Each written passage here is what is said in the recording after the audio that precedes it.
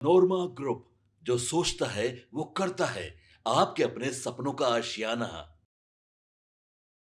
एक बार फिर से बिहार की राजनीति में हलचल तेज हो गई है और ये हलचल खास करके नीतीश कुमार और तेजस्वी यादव की भूमिका को लेकर के है। जैसा कि आपको पता है कि वर्तमान जो बिहार की स्थिति है उसमें किसी भी तरह का सरकार को कोई संकट नहीं है। भारतीय जनता पार्टी के मुख्यमंत्री सम्राट चौधरी हैं और नीतीश कुमार के साथ उनके रिश्ते बहुत अच्छे हैं। इस बात को लेकर के कहीं से भी नहीं कहा जा सकता है कि सम्राट चौधरी की कुर्सी या फिर इस सरकार को कोई खतरा है। लेकिन अचानक से इन सारी बातों को लेकर के राजनीतिक गलियारे में हलचल तेज हो गई है और ये हलचल तब तेज हुई है जब एकमात्र सीट जो खाली है बिहार में बांकीपुर का, उस सीट के उपचुनाव की घोषणा हुई है। इस घोषणा के साथ ही एक बड़ा अपडेट ये आया है कि पक्ष और विपक्ष के साथ साथ अब इसमें एक तीसरा कोण जो पैदा हुआ है प्रशांत किशोर का, और प्रशांत किशोर ने खुद ही इस सीट पर चुनाव लड़ने की जो घोषणा कर दी है उसके बाद से पूरी राजनीति की दशा और दिशा बदल गई है। आपको बता दें कि बिहार में हालांकि चुनाव तो होते ही रहते हैं और चुनाव में कई तरह के कयास और बयानबाजियां होती रहती हैं, लेकिन इस बार का चुनाव एक खास मकसद से भी हो रहा है और इस चुनाव में बहुत बड़ा अंतर तो सरकार और सम्राट चौधरी की कुर्सी पर नहीं पड़ेगा, लेकिन कटघरे में जरूर खड़ा हो जाएंगे।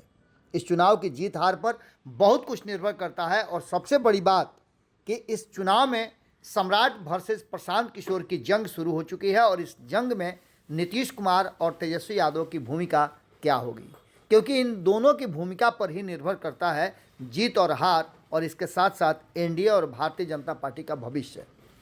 इसके साथ साथ आप ये भी जोड़ के देख सकते हैं कि इस जीत हार पर उत्तर प्रदेश के चुनाव में भी बहुत कुछ देखने को मिलेगा, क्योंकि उत्तर प्रदेश में पहले से ही जिस तरह से भारतीय जनता पार्टी की भद्द पीट रही है और जिस तरह से अयोध्या मंदिर को लेकर के उसके जो चढ़ावा है उसके चोरी होने को और भी कई तरह की बातें सामने आ रही हैं। एक तो सबसे बड़ा मसला ये है, और दूसरा उत्तर प्रदेश से सटे हुए शाहपुर के क्षेत्र में बेलौटी गांव में एक युवक की हत्या, इसको लेकर के आप देख रहे होंगे कि लगातार राजनीति हो रही है।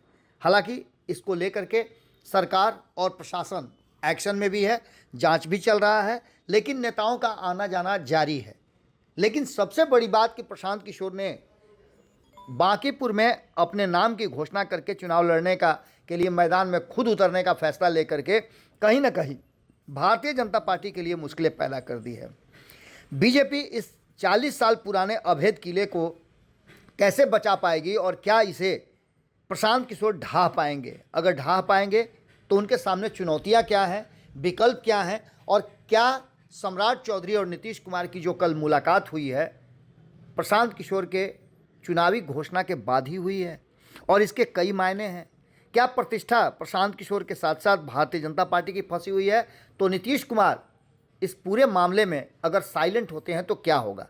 हमने आपको खबरों में बहुत सारी चीज़ें बताई है। हम आज आपको ऐसे कई कारण, आधा दर्जन के आसपास कारण बता रहे हैं जो कहीं ना कहीं इस अभेद किले को भेदने में भी कामयाब हो सकता है। यदि इस पर सही ढंग से स्ट्रेटजी बनाई जाए तो कहीं ना कहीं भारतीय जनता पार्टी के लिए मुश्किलें पैदा हो सकती हैं। बिहार में हाई प्रोफाइल सीट बन गया है बांकीपुर का विधानसभा सीट, और इस उपचुनाव में देश भर की नज़र जम गई है। इसके पीछे का कारण है कि भारतीय जनता पार्टी आखिर इसमें कौन सी स्ट्रेटजी बनाती है। जनसुराज के सूत्रधार प्रशांत किशोर ने खुद इस सीट पर चुनाव लड़ने की ऑफिशियली घोषणा करने के बाद हलचल मचा दिया है, और इस हलचल के साथ साथ कई ऐसी बातें सामने आ गई हैं कि विपक्ष की भूमिका क्या होगी। क्या इस एकमात्र सीट पर विपक्ष एकजुट होकर के अपनी ताकत दिखाएगा और घेरने का प्रयास करेगा? आपको बता दें कि बांकीपुर सीट आगामी 30 जुलाई को वोटिंग होना है और इसके नतीजे 3 अगस्त को आएंगे, लेकिन उससे पहले इस पूरे चुनाव प्रक्रिया में प्रशांत किशोर की एंट्री काफ़ी दिलचस्प हो गई है। आपको बता दें कि 40 साल पुराने अवैध किले की बात चल रही है, और क्या इसे बचा पाएगी भारतीय जनता पार्टी या इसे भेद पाएंगे प्रशांत किशोर? तो इसके पीछे कहानी अगर समझना चाहते हैं आप, तो बिहार में भारतीय जनता पार्टी का सबसे मजबूत गढ़ माना जाता है ये बांकीपुर का सीट। 40 वर्षों से इस सीट पर भारतीय जनता पार्टी का एक छत्र राज है, और इस सीट से बीजेपी के वर्तमान राष्ट्रीय अध्यक्ष नितिन नवीन लगातार 5 बार चुनाव जीत चुके हैं, मंत्री भी रहे हैं, और अब तो वो पार्टी के कर्ता धर्ता यानी राष्ट्रीय अध्यक्ष के रूप में काम कर रहे हैं। उनके पिता नवीन किशोर सिन्हा भी इस सीट से लगातार 4 बार विधानसभा चुनाव जीत चुके हैं। नितिन नवीन के राज्यसभा जाने के बाद ये सीट खाली हुई है और यहाँ पर जो समीकरण है वो कुछ अलग कहानी कह रहे हैं। अब इस समीकरण में कायस्थों की बड़ी भूमिका है, लेकिन एक सबसे बड़ा सवाल है कि इस अभेद किले को भेदने में अगर प्रशांत किशोर या विपक्ष कामयाब होता है तो वो होगा यहाँ से कायस्थों का नाम नहीं आना। चर्चा है कि भारतीय जनता पार्टी यहाँ भी एक प्रयोग करना चाहती है, जैसे 2025 के चुनाव में कुम्हरार से प्रयोग किया था। दूसरी सबसे बड़ी बात यह है कि यहाँ व्यवसायी वर्ग, चूँकि राजधानी है और राजधानी में व्यवसायी वर्ग बहुत बड़ी संख्या में है। बांकीपुर मुख्य रूप से एक शहरी सीट है और यहाँ उच्च मध्य वर्ग और व्यापारी वर्ग की ही भूमिका रहती है मतदान में। खास करके अगर देखा जाए तो यहाँ सवर्णों की संख्या भी अच्छी खासी है, तो वहीं पिछड़ा और अति पिछड़ा समाज के लोग भी हैं। जातीय आंकड़ों की बात करें तो यहाँ जातीय आंकड़ों में कहीं ना कहीं कायस्थों का साथ सवर्ण तो देते ही हैं, वैश्य समाज भी लगातार वोट करता रहा है। वैश्य समाज को तो वैसे भी भारतीय जनता पार्टी का वोटर माना जाता है।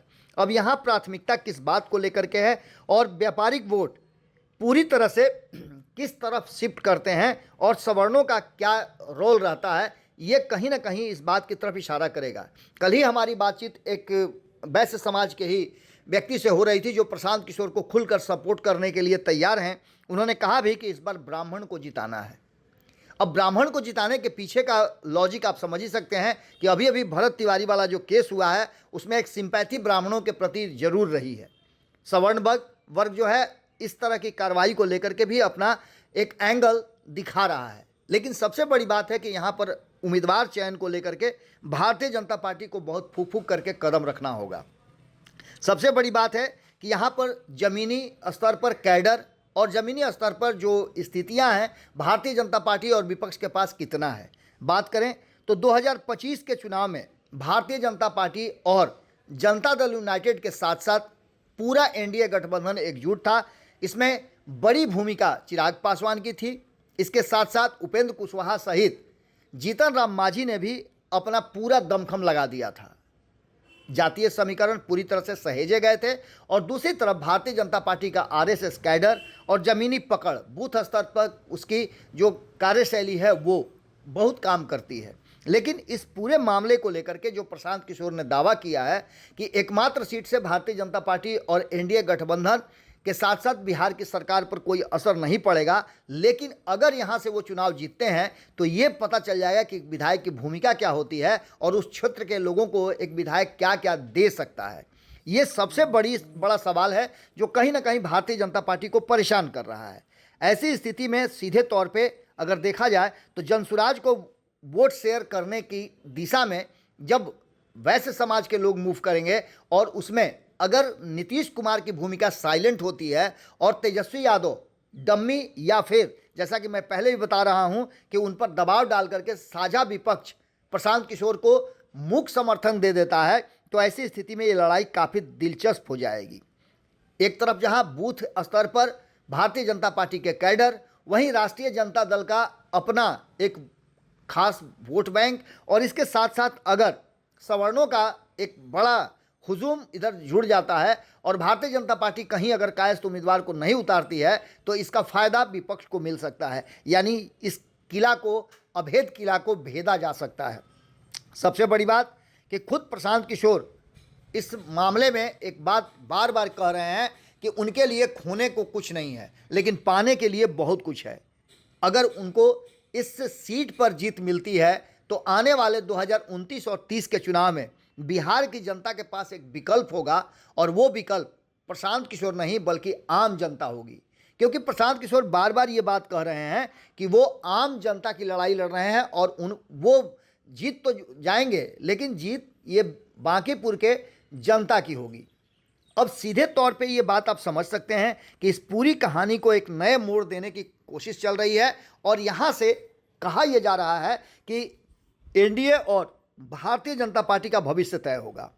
भारतीय जनता पार्टी के पास कई बातें ऐसी हैं जो इस मेगा एकमात्र सीट से जीत हार का तो कोई असर नहीं पड़ेगा, लेकिन इससे जो परसेप्शन बनेगा वो काफ़ी कुछ कहानियां लिखेगा देश भर में भारतीय जनता पार्टी को लेकर के। जो वर्तमान स्थिति विपक्ष ने बनाई है और लोगों के मन में जो बात बैठाई जा रही है वो कहीं ना कहीं बांकीपुर में आकर के समाप्त होता है और यहीं से उसकी शुरुआत भी होती है। आपको बता दें, प्रशांत किशोर और एनडीए के बीच ये लड़ाई सिर्फ बांकीपुर की नहीं बल्कि सीधी लड़ाई 2014 में जिस तरह से प्रशांत किशोर का दावा है कि उन्होंने प्रधानमंत्री बनाने के लिए नरेंद्र मोदी को सब कुछ दांव पे लगा दिया था, उसके बाद प्रशांत किशोर 2015 में किस तरह से बिहार में भारतीय जनता पार्टी को हराने के लिए एक नया महागठबंधन बना दिए थे, जिसमें नीतीश कुमार लालू प्रसाद को लंबे समय के बाद एक मंच पर लाए थे, उसमें कांग्रेस की भूमिका रही थी। अब ये सीधे तौर पर देखा जा सकता है कि निश्चित रूप से प्रशांत किशोर एक मजबूत दावेदार जरूर बन रहे हैं।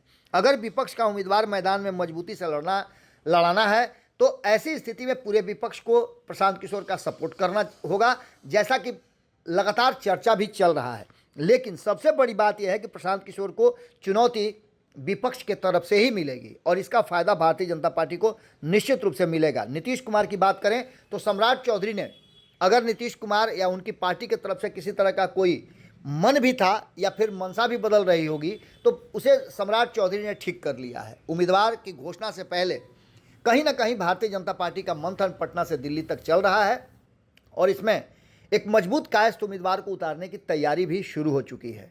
24 घंटे में पूरा माहौल बदला है और एक नंबर पर नाम रणवीर नंदन का आया है, क्योंकि रणवीर नंदन को जहां एक तरफ भारतीय जनता पार्टी के पुराने कैडर होने का लाभ मिल सकता है, जमीनी पकड़ का लाभ मिल सकता है, उनके धार्मिक न्यास बोर्ड में रह करके 4500 से ज़्यादा मठ मंदिरों को संचालित करने का लाभ मिल सकता है, तो वहीं नीतीश कुमार के कृपा पात्र होने के कारण नीतीश कुमार के भी और उनकी पार्टी के तरफ से भी फुल सपोर्ट मिल सकता है। अब देखना दिलचस्प ये होगा कि ये लड़ाई भारतीय जनता पार्टी यानी सम्राट वर्सेस प्रशांत किशोर होती है और सम्राट के छत्रप के रूप में किसे उतारा जाता है। निश्चित रूप से सम्राट चौधरी के लिए भी एक अलग अनुभव होगा, क्योंकि ये पहली बार होगा जब नीतीश कुमार नहीं बल्कि सम्राट चौधरी के माथे पर जीत और हार का तगमा लगेगा। देखना होगा कि भारतीय जनता पार्टी क्या फैसला करती है। कहीं ना कहीं प्रशांत किशोर ने भारतीय जनता पार्टी को पेशोपेश में जरूर डाल दिया है और यहाँ प्रयोग करने की कोई गुंजाइश अब बचती नहीं है। 24 घंटे के अंदर में निश्चित रूप से उम्मीदवार की घोषणा भाजपा की तरफ से भी हो जाएगी और अन्य दल भी अपना फैसला कर लेंगे कि उन्हें क्या करना है। जुड़े रहिएगा भारत लाइव के साथ।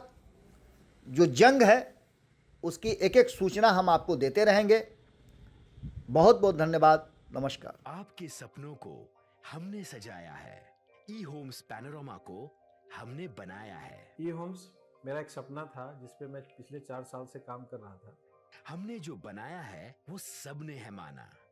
ई होम्स पैनोरामा में हो आपका भी आशियाना। और फाइनली हमने 2021 में इस प्रोजेक्ट को लॉन्च किया। बहुत लोग अप्रिशिएट कर रहे हैं कि पूर्णिया जैसे शहर में, बिहार के, एक तो बिहार की बात करें उसमें भी पूर्णिया जैसे छोटे जगह में इस तरह का लाइफस्टाइल देना, ये सुन के हम लोगों को बहुत अच्छा लगता है। ई होम्स में हमने कुछ और भी किया है, जैसे हम जिस जगह में रह रहे हैं हमारे फैमिली सिक्योर हो, उनको सिक्योरिटी का ध्यान में रखा है। आपकी सुविधा और सुरक्षा आपके लिए खास है, ये आपका विश्वास है। इसमें आर्टिफिशियल इंटेलिजेंस का 7 लेयर सिक्योरिटी का हमने इस्तेमाल किया है। लस ग्रीन कैंपस को बनाया है। यदि हमारा बाउंड्री वाल है तो वो वर्टिकल गार्डन है। ये जितनी भी फैसिलिटी होता है एक इंटरनेशनल टाउनशिप में ई होम्स है, ये हम लोग विश्वास नहीं कर पा रहे हैं। जो भी हमारे मित्र दोस्त या जो भी हमारे बाहर के बाहर आते हैं तो हम लोगों को बहुत अच्छा सुनने को मिलता है और बहुत अच्छा क्रेडिट मिल रहा है। वो सारा हमने सिर्फ एक बिल्डिंग नहीं बनाया, हमें एक बहुत अच्छा लाइफस्टाइल दिया ई होम्स में, और मेरा एक सपना था जिसको मैं आज फुलफिल होते हुए देख रहा हूँ। ये आपका आवास है। ई होम्स पैनोरामा में अब आपका निवास है।